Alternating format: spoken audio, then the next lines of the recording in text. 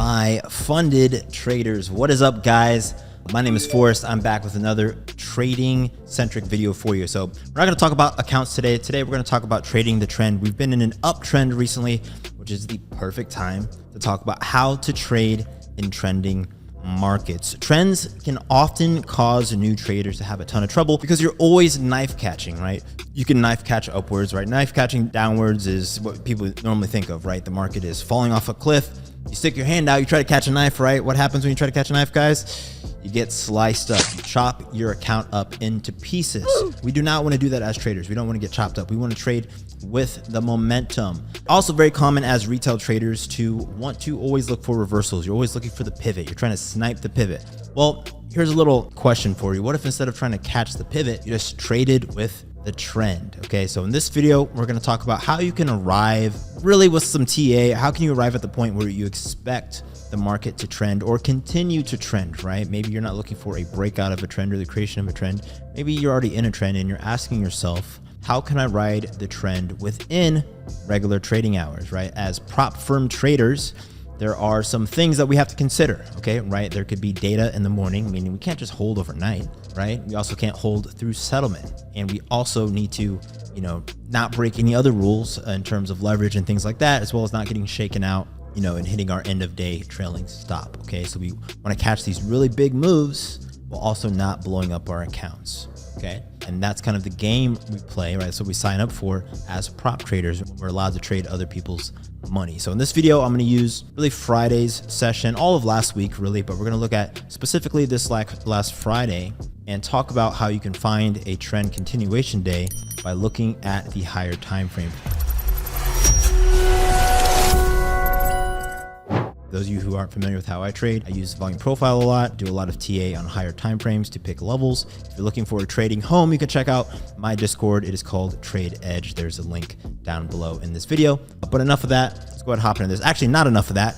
Join the MyFundedFutures Discord if you're not, okay? If you want the latest news on what is happening, ton of new updates, right? A brand new trading platform just came out, by the way, connected to DX feed. So more options, integrated options being brought to you by MyFundedFutures, which is awesome to see, right? A company investing in its traders. But yeah, enough of that. Finally, let's take a look at the charts. Also, if you're curious, we are in a new studio. I have an entire new studio space here in Miami, which is awesome. So that is why the set is a little bit different.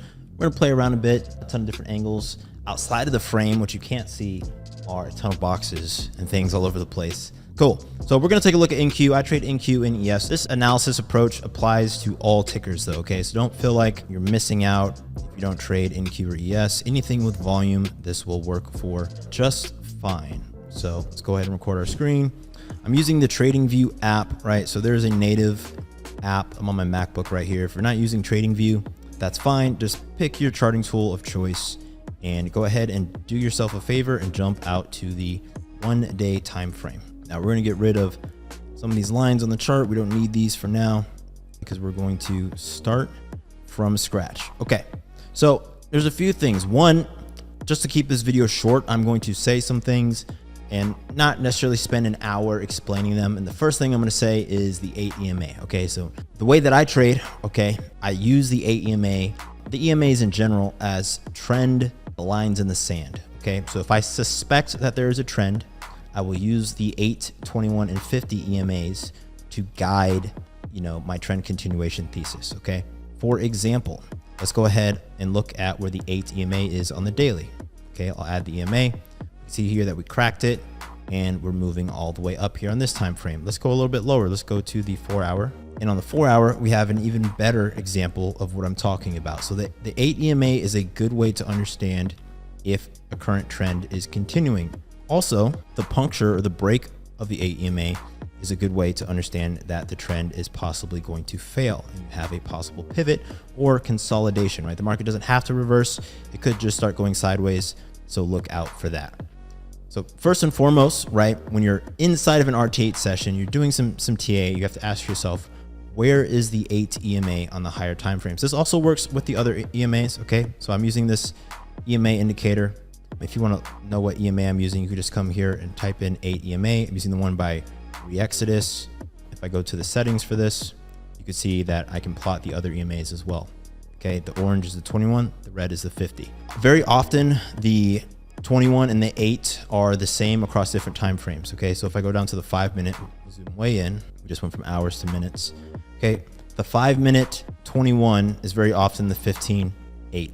Okay, it's just how the math will work out many times. Some people just use the 8. That's fine. You can see that when I started this video, I just had the 8 on. We're going to stick to 1 for now, but I encourage you to play around and find edge that works for you. But again, we're not going to talk about all the possibilities. I want to inform you and give you something to use in this video. So we're going to keep it straight to the point, and we're just going to use the 8. Okay. I encourage you again to try your own things and apply what you already know as well. Okay, it's totally fine. So we need to come up with a thesis for the day. Let's imagine that it's not Friday yet. Maybe it's Thursday close. So we use the Nifty Difty replay tool. We see the 4 hour here, and we see that we have a bunch of retests of the 8 EMA on the 4 hour. Now we have the volume profile here. I can also see that there is a edge on the volume profile right here around 19,290, and the shelf also lines up here with the trailing 8 EMA on the 4 hour here. So I'm going to put a line here for a possible retest of the 8. But really what I'm looking for is within Friday, I'm suspecting, this is my plan so far. I suspect holy crap, can't type and think at the same time. I suspect a retest of the 4 hour 8 EMA, and I'm aligning it with the volume profile shelf. Okay, that's what's happening here. So I suspect that we're going to come back within this 4 hour time frame. 4 hour time frame, again, I know this is obvious, but it's going to take at least 4 hours for this candle to form, so you need to be patient. Okay, you also have to remember that this is 1800, okay, on Thursday, okay, settlement. So we need to wait a little bit more for time to pass for this retest to happen. So let's go ahead and let the next bar play, see what we get. Okay, it's a little bit higher overnight. Comes up, boom, we finally punctured it. So a few things here. One, on this test here, we didn't come back down to my shelf. That's fine. We didn't get a perfect retest, but we did get what I was primarily looking for, which is a retest of this 8 EMA. So at this point, I have a decision to make within. I want to zoom in though. So let's go to the 15 minute, see where we are. Okay, and let's look at what time frame we're on, right? So the 4 hour candle just opened. It's 10 a.m. So the market's already opened. We have the 10 a.m. 4 hour candle that is starting here because we're in replay mode. Okay, I just zoomed in a little bit. We can see here that we did a little bit of a low here at the open. High volume doji here. I can add in the session volume profile. Let's see where we are relative to yesterday and last night. So overnight, we had a continuation higher, came down, and it looks like we did a little liquidity grab down here. Okay, so as soon as we hit that 4 hour 8, any of these prices really are good for a long, because you basically should suspect that we're going to sweep this high. Okay, so let's go back to the 4 hour. Okay, it's 10 a.m. So 10 a.m. I can look to take a long. Do the next bar, did a little down and then an up move, and let's see if we eventually sweep the high. I can't tell if my replay just broke or not. I think it did. Bar replay, yeah, 100% broke. So you can see that we came up, we did not sweep the high. So we had a failure of a high sweep, came up, swept this bar, did not sweep the high though, and close a little bit higher with the red candle. Okay, so that was the price action on NQ. A little bit divergent, right? Didn't do exactly what I suspected. Now I had the power of looking back in this video, and the reason I didn't tell you what did happen and did it the way that I would normally analyze it is because that's how I would actually analyze it. And there's an important lesson there that there's still EV, right? So structure can break down a little bit and we still get a good trade. So if you take that long on that trend continuation retest, even though it didn't sweep exactly how I wanted to, this was still a 173 point candle. Okay, and this is actually a trade that I took. My Discord ended up getting like 160 points out of it across these two bars. Okay, if we look at ES, let's see what its price action looks like. It also did a retest of the 4 hour, and it gave me that sweep that I expected. So NQ, especially in a highly more volatile environment, and the VIX has dropped a little bit down now, right? VIX is a measure of volatility. NQ will sometimes have this divergence in price structure. We can see here on ES though, let me get rid of the session volume profile, that we did get this sweep that I expected. And if you're in my Discord, if you watch me trade, you know that I always have, not Intel, I always have these charts side by side. I always have ES on the left and I have NQ on the right, and I use them both. I do EA macro on both of them and use them in real time every day to make my trading decisions. Okay. And on Friday, we got that perfect sweep. After we swept there, the trade essentially was dead. Okay. So you could do it on one chart and just understand kind of the nuance of NQ. You can use both charts how I do, right, in unison. These aren't always synced up, but they often are congruent to each other.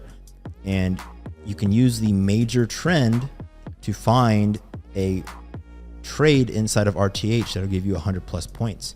And if you've been following me again for a while, you know that the big trades, right, the 100+ point trades are the trades that I like to go for. That is my style. I don't really like scalping, things like that. I've been trading for a long time. I trade my personal account. I like to go for the big hits. There's a lot of EV across these time frames, and even in our prop accounts, okay, there's a big opportunity to catch big trades if we have a higher time frame narrative. One of the problems you'll run into, okay, and we can zoom in on ES instead this time, is that if I'm only looking at the lower time frame here, okay, and I look at the session volume profile, or maybe you have some like IB levels and things like that, is you lose the context of what this dip is, right? This dip can get very, very confusing, and people will often try to knife catch on the way down far too early than if they're just looking at the higher time frames, looking at the 4-hour 8 or the daily 8 EMA or something there, right? But those daily levels, right, if they are going to be respected, are going to be respected across hours. And if you have an entry close to the retest on the daily level or the 4-hour level, like any of these prices down here are good, right? Because even if all this happens, right, this pullback, you're still going to play the major trend. And that is how you can become a trend trader inside of one single session, right? People often think that trading the trend is, you know, some longer time frame swing trading thing, but that's not necessarily the case. Okay. Most sessions are rangy, but they're going to do liquidity sweeps, right? Low side sweep, high side sweep. Okay. It's typical ranging behavior across key levels: pre-market high, pre-market low, opening high, or the opening range high, opening range low, right? So pre-market, if there's data, you could have a very big range. If there's a data candle, opening range, as I look at it, 9:30 to 10:30. Okay. There's 4 key levels that are created across those periods of time. And on ranging days, we're looking for sweeps there. So combine that sweeping behavior, the narrative sweeping session, ranging session with the macro trend, and you can get some really nice trades to pad your P&L. So very straightforward video, I hope, showing you how I actually look at the market. And yeah, utilize that. Let me know how it affects your trading. I love to see, I saw a comment, you know, somebody, you know, pass an account. A lot of people passing evals based off of these trading tips and stuff like that. And I love that, guys. It's 100% why I do this stuff, here to help as many people as I can. If you have a question, hit me up on Discord, hit me up on Instagram. There's links to my channel all over the place. Best place to reach me is on Discord, or you can even find me in the MyFundedFutures Discord in the sidebar there, and shoot me a DM. Nonetheless, thank you for watching. See you in the next video.